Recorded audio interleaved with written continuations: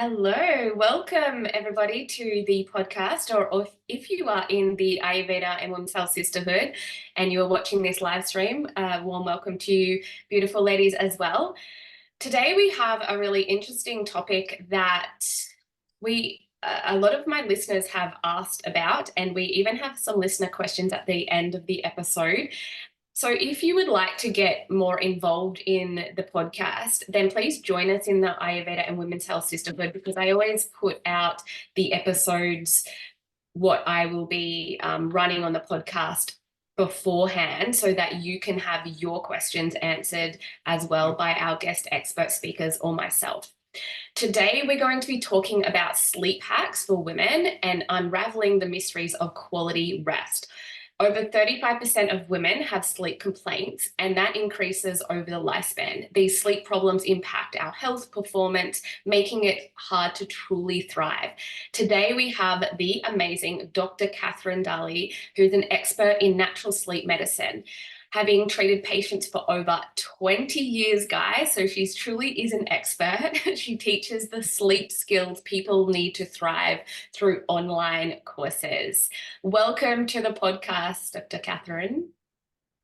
Hi, thank you for having me. I'm so glad to talk about this important topic.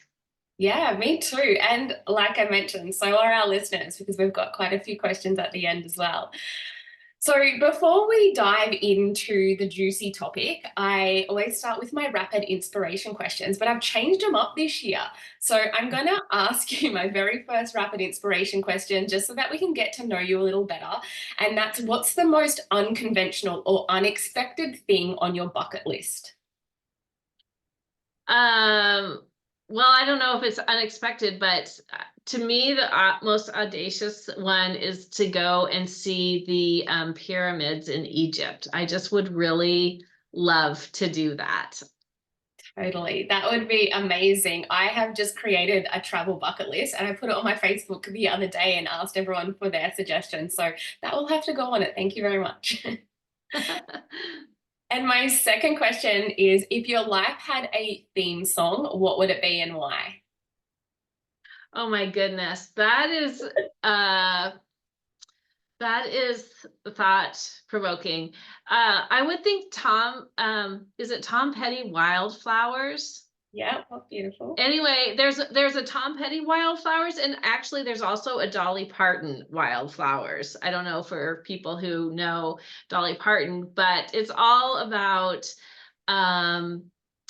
following your heart and not being rooted necessarily where you were planted, or the conditions of your life, but what really calls you, and that speaks to me.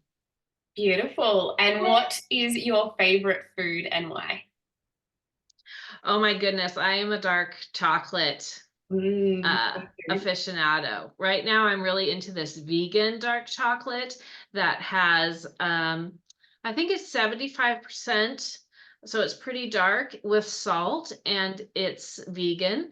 I don't generally eat dairy, and what I do is I melt a little bit of it, and I think when it's melted, it has a stronger flavor because it just easily like coats your tongue, and it's like, whoa, I have some with breakfast dessert every day. Nice. I love dark chocolate too. So let's get into this topic, which I had such a great response about, because obviously there's a lot of women out there who are struggling with their sleep. What inspired you to specialize in natural sleep medicine, and how has your experience evolved over the 20 years of treating patients in this field? Yeah, so I've been interested in sleep since I was in college. And after college, I went to work in a research center. We were looking at children's sleep over puberty. And it was really fascinating. There was a lot of people in and out of the research lab, PhDs, psychologists, medical doctors, all adding their expertise. And it was really a setting where people my age were mostly before going on to graduate school. And I was just really thinking, of all of these different ways you can approach sleep, what's right for me? And I had one of those light bulb moments where I thought, it just doesn't make sense to treat sleep with a bunch of high force interventions. It's such a, um, basic physiological process. And so from there, so in that moment, I decided to take a naturopathic view. So in the States, I'm a licensed naturopathic physician and did my training in naturopathic techniques, but always knowing I'm going to apply these to sleep and specialize only in sleep. And that's how I got into the field. And your second part of the question, how things have evolved, I would say not so much the techniques have evolved because they're really rooted in physiology. What I would say has changed, and I'm very happy about this, is just in the last 5 years, maybe even 3 years, there has been such a growing awareness of the importance of sleep. And when I first started, actually probably the first 15 years, if I was at a networking event or a social event, mentioned what I did, people would say, oh, well, I'll sleep when I'm dead. And they would continue to tell me about, their 5 hours a night.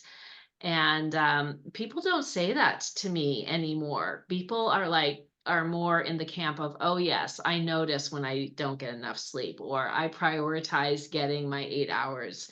And that's just a much better place to see our world in.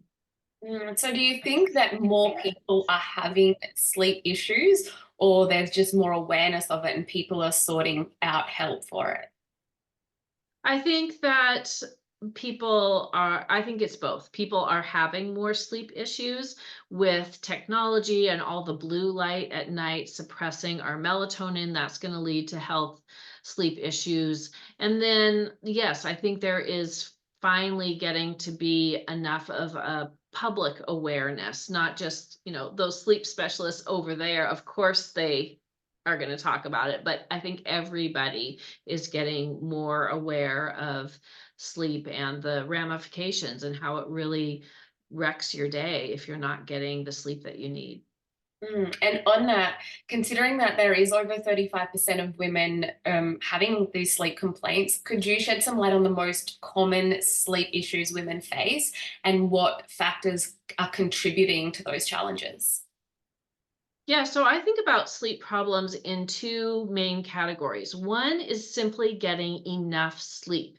In the US, it's about 36% of adults only get 6 hours of sleep or less on work nights. That is definitely not enough. Most people fall somewhere between 7 and 9 hours. And that's something where you really need to identify for yourself, how much sleep do I do best with? Because it's not that everyone will be fine so long as they're getting 7 hours. It means person A is at a 7 hours, person B's 8.5 hours. There's two ways to tell how much sleep you do best with.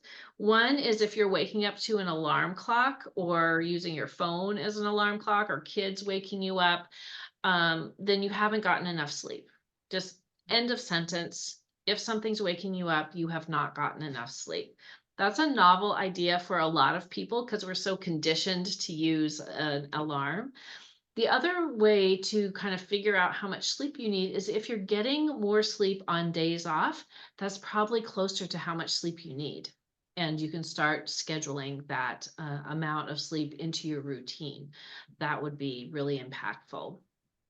So that's the quantity. And then there's quality. Do you have a sleep disorder like obstructive sleep apnea or restless legs that's interfering with getting good quality sleep? Interesting, because often I wake up before my alarm. I set it anyway because I need to get up at that time. But my body clock, it naturally gets up around that 5 a.m. mark anyway. And then when I try to sleep in on the weekends, just to give myself a bit more of a rest, I'm up early. However, I might sleep, there has been the odd time where I've slept a couple of hours beyond that and being like, oh my gosh, like what's happened? Like I feel like I'm missing out on my day and I didn't expect to sleep that long. And I mean, the longest is about 7 a.m., but still, obviously I needed that. However, my body would normally wake up before that. So can you catch up on needing sleep? Say you're getting up early for for a week because you have a commitment early in the morning. For instance, I'm doing a week intensive of Ashtanga yoga, so I'm getting up a bit earlier than normal. I'm getting up around the 4:30 mark. So can you play catch up on the weekend if you do lose some sleep through the week? No, you can't. And think about it like food, Mhm. right? You wouldn't eat, only 2/3 of the calories and energy that you need and think, oh, well, that's fine. I'll just feast Saturday and Sunday. That doesn't make sense. We really need to get the sleep that our bodies require each and every night. And there's actually some really new, exciting research that just came out in the last month or so that looked at variability and having greater variability in your sleep hours in terms of the length of sleep and the timing of your sleep is associated with negative outcomes. You really want to be getting the same amount of sleep all 7 nights and in the same hours, where you're going to bed within the same half hour, waking up within the same half hour across all days of the week also. Okay. And like you've mentioned, obviously poor sleep can have impact on sleep problems and health and performance. So can you elaborate on how poor sleep affects our overall well-being and what long-term consequences women may face if sleep issues persist? Yeah, so there are, I think about it in 5 domains: our physical and mental health, our physical and cognitive performance, and then emotional intelligence and relationship health.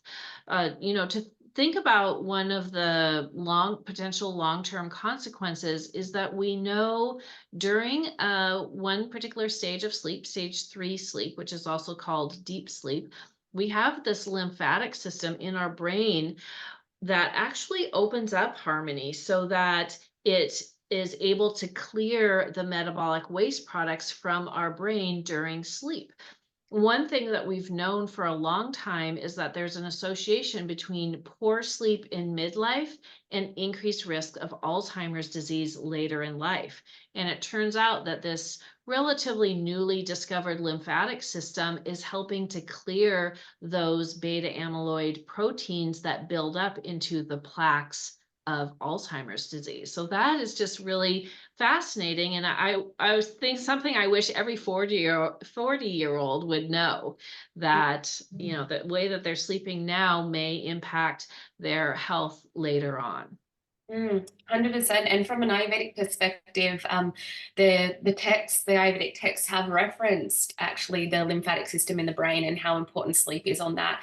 And I know that Dr. John Darley talks a lot about he's an Ayurvedic doctor, and he talks about a lot of the newer and emerging research and science about that. So that's very interesting that this crossing paths. I mean, you're a natural health practitioner as well, but that it's Yes. more modernized and understood is fantastic.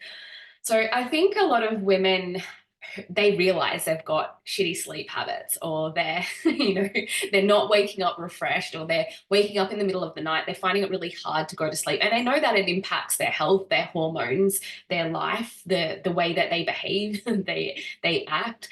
So as a natural sleep medicine expert, how do you approach sleep issues differently from conventional methods, and what holistic approaches do you find most effective in your practice? Because I know a lot of the women that I see, they already know they've got these poor sleep issues and they're trying all the things, but they're not getting a lot of results, or they start to get really anxious and stressed about not getting the sleep. So that then also causes issues in their mind with a busy mind before sleep. So it's kind of like this catch 22, like you're constantly chasing your tail. I know that was a lot. Let's just break it back down to the approaches that you use.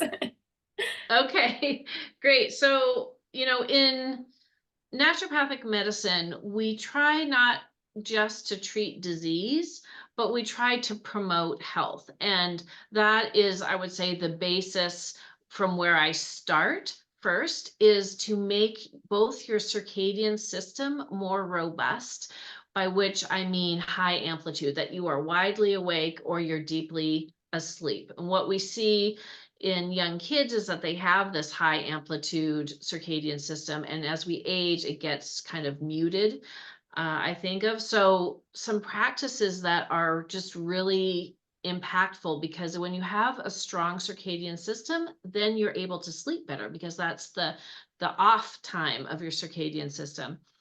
Having a regular routine, our bodies are really designed to have a regular routine. And I think, 10 or 15 years ago, there was kind of a cachet, like a cool factor of having an irregular routine, eating when you're hungry, working when you feel inspired, etc. But our bodies they don't like that. So there are a couple touch points that a person can standardize, and that's going to increase the amplitude of your circadian system and help regularize all of your hormones, your melatonin, your cortisol, etc. Wake up at the same time, by which I mean within a 30-minute window.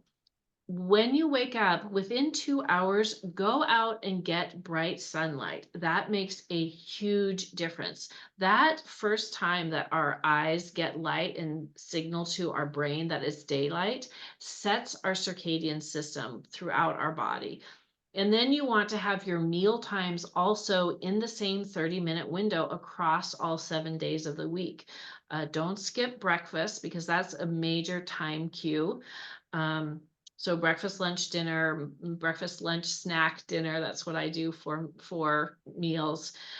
And then you want your exercise to also be around the same time. It doesn't have to be exactly the same time, but morning or afternoon or evening, but pretty routine with your exercise. And then 2 hours, better 3 hours, but I just don't know that that's realistic for a lot of people.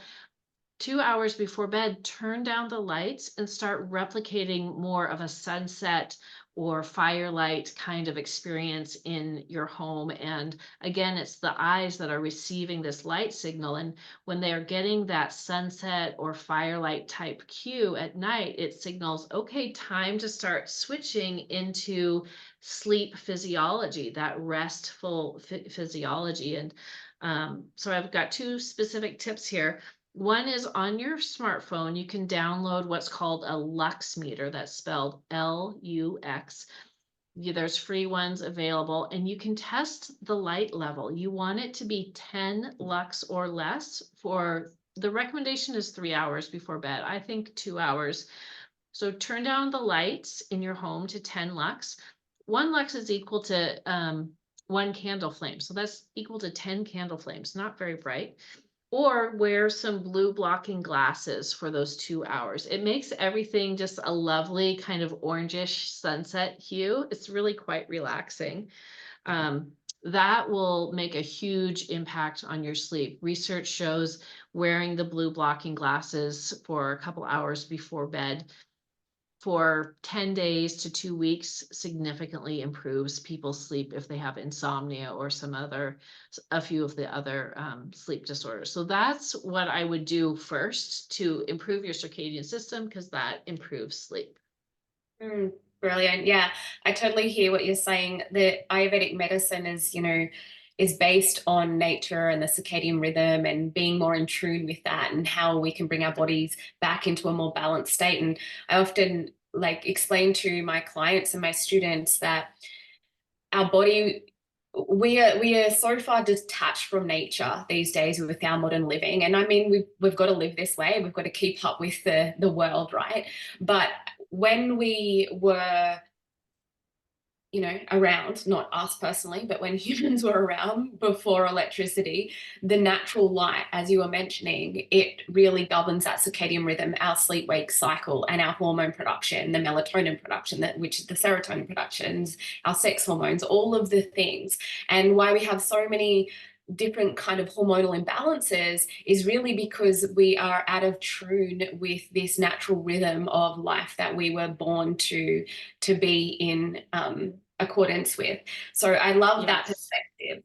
And I also love about that you were explaining sort of about the trend of that intuitive sleep, intuitive eating and all the things, and not being in a set rhythm.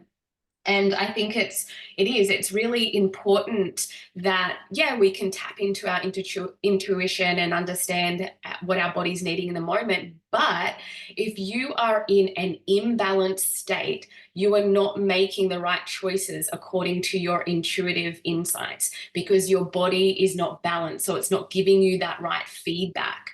So it is hard to eat and sleep and wake intuitively if your body's not in a healthy, balanced state. Whereas when you are in more of that healthy, balanced state and all your doshas are in balance, you will be waking up before the alarm clock or at that set time. Your body clock is in a natural rhythm, because that's how we are born to be, really. So I love that. Right.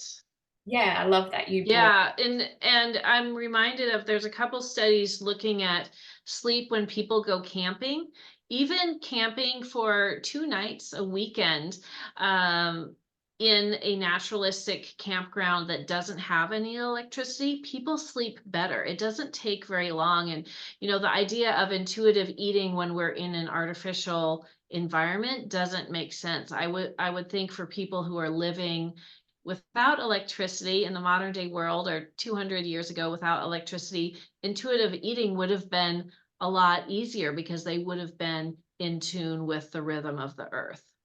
100%. My kids are actually down at my parents' property at the moment, which is completely off grid. They don't have electricity, so they have candles at night, eat over a fire. And my boys, they're twins, they're 11. They absolutely love going there, and they come back and they're so rested, and they have these beautiful big sleeps and just eating wholesome food, and they're just really back into that rhythm of nature. And they don't need any other stimulation other than nature, which is what I love as well, because when they come home, it's like, they're talking to their friends online, and then, playing FIFA soccer or whatever it is online as well. They're very active outside boys, but yeah, it is beautiful for them to be able to go and just get that reset with their body. So I love that. That's wonderful. Yeah. So as we mentioned, women can specifically get really stressed before going to bed, just thinking that they're going to have a bad night's sleep, and then that is going to then affect the rest of their day, the next day. So do you have any strategies or techniques that you recommend, who particularly for women who find it really difficult to quiet their minds before bedtime? I do. Yeah. So I really like for people to, first of all, adopt the attitude that sleep time, you are off duty. I know that as women, we sometimes do have to care for others, and sometimes men do. Sometimes women have to care for others in the night. Children, partners, ill adults, seniors maybe in their care. So there is that. But unless you actually have to care for someone in the night, all the mental stuff can be left for the next day, and it's actually going to be more effective to deal with that in the next day. So with that caveat aside, taking 10 minutes or less, not more, maybe less, an hour or two before bed, and to physically write down the things that come up at night. And whether you want to do a to-do list, a problem solution, brainstorming chart, full sentence diary, about the conversation you wish had gone different. That's something that comes up for people, isn't it? Or thought bubbles, harmony, Ayurveda, dosha, whatever, connecting, a drawing, just something to purge those thoughts from your mind onto the paper. And then once you're in bed, if your mind thought starts going, tell yourself, hey, wait a minute, I already thought about that. I'm going to have time tomorrow. Now is my time to sleep. And with that, you're doing a combination of thought stopping and limit setting, and also claiming your boundaries. One of the things I've just loved about this last year, 2 years, it seems like people are really thinking about their boundaries and what is right for them. And it's about establishing a boundary that this time, 8 hours or whatever it is for you, is my time to rest. And I've done enough, right? I did enough. I did enough time on task. And then, once you've kicked your thoughts out of bed, to put into that void something that actually does help you fall asleep. And there's many practices. I'm not a big fan of people using an app because I think it's a skill that you can learn, and it's more empowering when you learn it yourself and you own it and you don't need any technology. Things like doing a restful type of breathing. I know in Ayurveda, there's a couple different types of breathing. You're more familiar than I am. You can also do progressive muscle relaxation, where you start with your feet, tighten your toes real tight, let them relax, fall heavy in the bed, and gradually work your way up. I find that that's useful for people who have an active mind and an active body. Their mind is active and they're feeling like tossing and turning or just can't get comfortable. That can be very helpful. One strategy I love is to choose a story, maybe a movie that you saw or a book from childhood, and just have that be your quote unquote bedtime story, that if you're awake in bed, you just start at the beginning and you just slowly recite, something kind of sweet, kind of a story of someone's day, nothing exciting to stay awake for. That can be a really nice practice. I love all of those. They're really wonderful techniques. Thank you so much for sharing them. Another one that I love also to do is to put your legs up the wall, like do a legs up the wall meditation just before bed, because it really drops you into that parasympathetic state. And I just love it. It gets me so restful. If I know I'm really agitated, I'm like, lay down, put my legs up the wall for 5 minutes, nice heavy sort of eye pillow on, and then I feel nice and relaxed and in that beautiful sort of space to go to sleep. That's great. Yeah. So looking ahead, how do you see the field of natural sleep medicine evolving, and what developments or trends do you anticipate in the coming years that may impact how we approach sleep health, if any?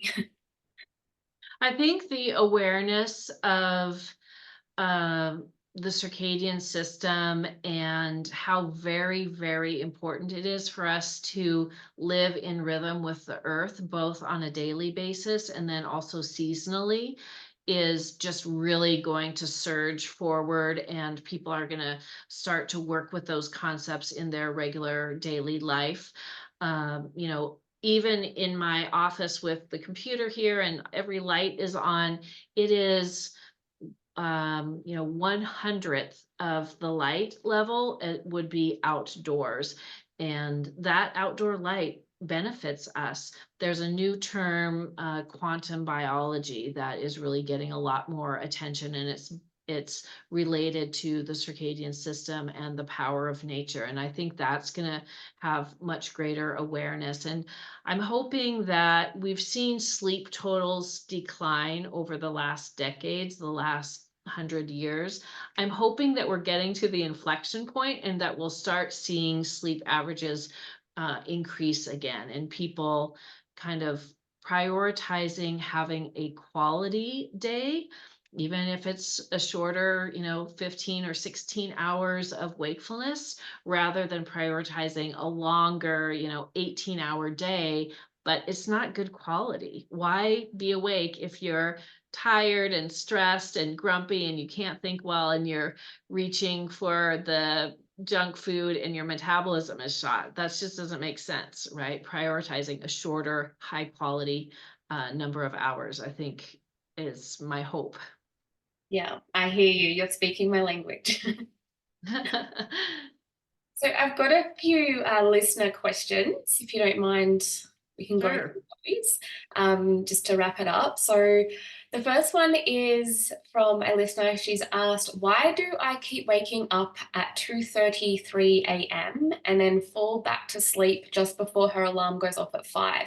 And despite doing all the sleep hacks, and then her alarm goes off, she feels like she's been hit by a bus. So she's obviously waking up not very rested. Not rested.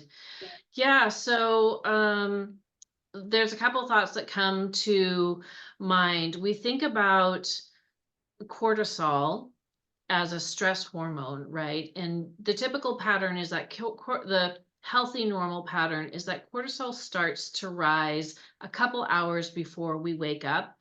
It peaks in the early afternoon and then it declines, and it should be low when we get into bed. But getting artificial blue light at night actually raises our cortisol. So your cortisol might be elevated at that time due to having too much artificial light in those couple hours before bed. The recommendation, if you are awake in the middle of the night, is not to stay in bed. And that's because of kind of those Pavlovian principles that we can start to associate our bed as someplace to be awake, to be distressed. And you don't want to develop that association. And I know that that's hard because it's the middle of the night. Who wants to get out of bed? I find it's easier for people if you have your robe or blanket and slippers and some, light reading, a magazine, something that's not worth staying up and binge reading, but that can kind of focus your thoughts on something positive and then go back to bed. And there's also, I want to say, one of the things about people when they're struggling with insomnia is they're often hesitant to reach out to get medical help for about 7 years, which is an awfully long time. And the recommendation for insomnia is a technique called cognitive behavioral therapy for insomnia. And you can find resources at behavioralsleep.org. That is a website that has resources around the world. Actually, you can find providers in your area. Amazing. Thank you so much. That was such a wonderful, elaborate answer to, I think it'd be very helpful for our listeners. I think just from an Eastern medicine point of view as well, because I know we have a lot of listeners listening that enjoy learning about Ayurveda and TCM. From like the TCM perspective, we call it like a liver qi stagnation. And that's when the liver's most active during those early morning hours. And so waking up at this time, we say, could be reflective of that liver qi stagnation, indicating an imbalance in that sort of energy system. And it can be associated with stress, frustration, or unresolved emotion. So all of the things you were talking about, having that high cortisol level that kind of comes back really to that. And from the Ayurvedic perspective as well, it's a Vata imbalance where they're waking up really early. They can experience that difficulty falling back to sleep, and Vata governs the ether, the air elements, and the movement, and also the central nervous system. So again, going back to that cortisol response. So from like the modern science, Western science, the TCM perspective, the Ayurvedic perspective, it's all sort of pointing into this one direction, which is wonderful. So yeah, thank you. So the next question that I have, I'm not sure if this question, I can give my insights on it if this is not something that you specifically do with sleeping or talk about with sleeping, but they've asked, what are the effects for those that sleep whilst breathing through their mouth and not their nose? Yeah, so I'd love to hear what you have to say on this, Harmony. From Western medicine and thinking about it from a sleep perspective, and I would like to talk about this, is that women, particularly postmenopausal, they have much higher rates of obstructive sleep apnea than women do before menopause. And it's because our estrogen drops, and estrogen actually helps us keep the tone, not only of our external body, but in our airway. So without estrogen, the airway is just easier to collapse as we age for women. And when you're breathing through your mouth, because the jaw is a hinge joint, as soon as you open your mouth, your airway is narrowed. So we want people to be able to breathe easily through their nose and sleep with their mouth closed, because your airway is going to just be more open and less likely to collapse if you're breathing through your nose. Brilliant. That's super interesting about the sleep apnea being more common after menopause. That's really interesting. Another thing we have to think about. And just from that question, from my perspective, I teach Vedic breathwork certification. So I'm just going to speak on from a breathwork practitioner perspective, not a sleep expert. So I guess when we breathe through our mouth. So breathing through the nose allows the production of nitric oxide. So when we breathe through the mouth, it obviously reduces that. And it's a molecule that plays a crucial role in dilating our blood vessels and improving our oxygen uptake. So that's one way that we're not being as oxygen efficient if we're sleeping with our mouth open.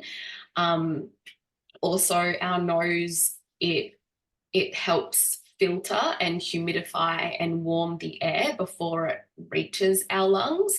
So mouth breathing obviously can bypass this process, and that leads to a less effective oxygenation as well, and disrupting the body's oxygen carbon dioxide balance. So that's sort of from a breathing perspective what it can do. Again, the nose being a filter, if it helps to reduce pathogens entering our system, whereas if we're breathing through our mouth, then we are more likely to inhale pathogens, basically. So it can be not so good for our immune system. Also, drying our mouth, it can contribute to a lot of discomfort. And then when we have, if I mouth breathe through the night, I'm always waking up trying to sip water. I always have water beside me. I've just got this like thing that I have to have water near me wherever I am to drink. But I know I get so much poorer quality sleep if I've been breathing through my mouth, just because of the dryness that enters. And if someone is already like more of a predominantly vata dosha and they're breathing through their mouth, they're increasing that air and that dryness. And then obviously that increased the inadequate oxygenation can lead to increased fatigue and daytime sleepiness. So yeah, that's just from a sort of Vedic breathwork perspective. So the next question is sleep hygiene for tweens and teens. Do you have any tips for mothers who are finding it hard to get their tweens and teens to sleep? Yes. So starting at puberty, starting at the beginning of puberty, before you're going to see hair growth or breast bud development, one of the very first signs is our circadian rhythm starts to swing later. And from, the age 10 to age 20 for women, 21 for men, we just are going to have this great shift in our circadian system. So we're much more likely to be night owls. And then over the next decades, it'll slowly shift back, but that teenage change is really rapid and significant. And sometimes teenagers, I feel a little soapboxy about this, because sometimes teenagers get a bad rap that, if they would just get off their phone, if they weren't, lazy about school, they'd be able to get up. But it's really not true. It's just a physiological change that's part of puberty. And it was seen before there were cell phones. It's seen in cultures around the world that don't have electricity, that don't have cell phones. Teenagers are just late night people. So I think it's better for us to design systems that accommodate that. Here in the States, I was very involved in my community advocating for later school start times. The recommendation in the US is schools, middle and high schools, shouldn't start before 8:30 in the morning at the earliest. So first, we want to set a situation that fits their physiology. And since that's not always possible, having a blue blocking glasses for the teenagers to wear starting at 9 p.m. every night will often help them fall asleep earlier, and then getting light when they wake up, particularly on weekends, to keep them more early hour folks. And then for teenagers, if they do need to catch up on their rest, getting up close to the typical time on days off of school and making up their sleep by getting a nap early in the afternoon, not late in the afternoon, but early in the afternoon, is probably a better strategy than letting them sleep until noon. Interesting. I think you've probably made a lot of teenagers happy by explaining that. That's great, thank you. And our very last question, I feel like you've kind of already answered this a little bit in the sleep, the mouth breathing question, because it relates to hormones. So she's asked, why does perimenopause and menopause cause sleep disturbance? I know it will be hormone based, but it makes no sense why the body would function this way when sleep is a natural, essential thing. Yeah, so there are estrogen receptors as part of the circadian system. Mm. So yes, that is you know, you mentioned that it's the hormones. Like, what is the purpose for perimenopausal people to have disrupted sleep? Um, I don't know, like, evolutionarily why we would be designed that way if there is like a purpose to it, from a societal or evolutionary standpoint. It is fairly universal. Women who are more night owls tend to have worse hot flashes, and it's typically the hot flash severity is correlated with the severity of the sleep disruption. So whatever you can do to manage the vascular system symptoms, excuse me, would most likely correlate to improved sleep. Um, and yeah, I Yeah. like, and the other thing is I just liked people to, in addition to whatever hormone or behavioral or lifestyle or food treatment that they're doing for the menopausal transition, to also do all of those things that I talked about to strengthen your circadian system, which will strengthen your sleep so that your sleep is less sensitive to the hormone fluctuations. Yeah. Yeah, estrogen definitely has a regulatory effect on the sleep wake cycle. And I guess as these hormones, they fluctuate, it'll disrupt the body's natural rhythm and the impact of the quality of sleep that you have as a woman. The other thing, I guess, talking about like why would it happen if it's a natural process? Well, it's also a natural process for our hormones to drop so that we're not reproducing into our 80s and 90s, because that would be detrimental to other bodily functions that we do have. So I guess when you started talking, that's where my mind started going with that question as well, just from that biological sort of function.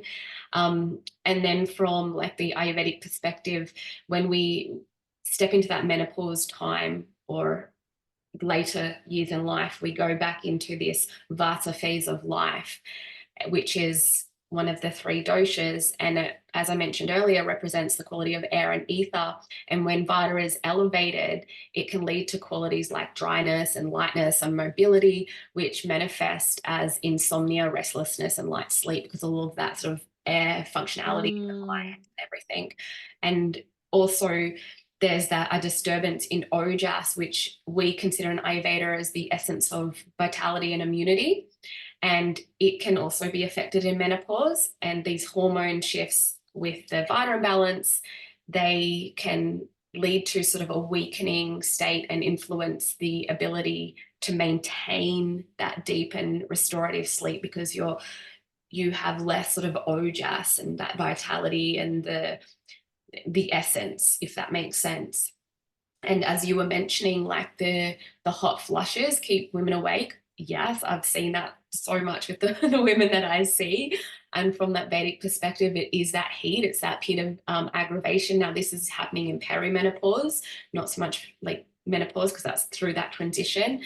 And yeah, it definitely has that potential to aggravate the heat and keep you awake, which then turns into sort of like that stress, and that mental well-being isn't being nurtured and looked after. So there's a lot of factors when we're looking at like the hormonal component of sleep. But on the baseline is, yes, our estrogen drops, which is a natural biological function, and that means that our sleep functioning also drops. I do find that women struggle more so in that perimenopausal stage. Once they're in the menopausal stage, they may need less sleep, but they're not having as poor sleep quality when they are already on the other side. When they've got, is that, well, what would you say to that? Has that been your experience? It's it's a kind of an open question in the sleep community whether people as they age need less sleep, or if their sleep systems are just not functioning and they're not able to get that sleep. The most recent research and discussion that I read was leaning actually more towards seniors probably need the 7 to 9 hours that younger adults need, but they're just not able to achieve it. The other thing I'd like to raise awareness of, we talked about obstructive sleep apnea rates increasing in women postmenopausally. The other condition that increases quite significantly, so that postmenopausal women are actually the demographic that has the highest prevalence, is restless leg syndrome. And that's when a person will feel like they just have to move their legs in the evening. And it's worse if you're sitting, it's worse if you're in confined space like an airplane or a theater or something. And it's usually resolved by movement. Sometimes, though, the movement that is required is like race walking for 45 minutes, something that most people aren't going to be able to do in the hour before bed. So if you do have that, it's more likely that it'll become more severe as you get older, or that you'll have a new presentation.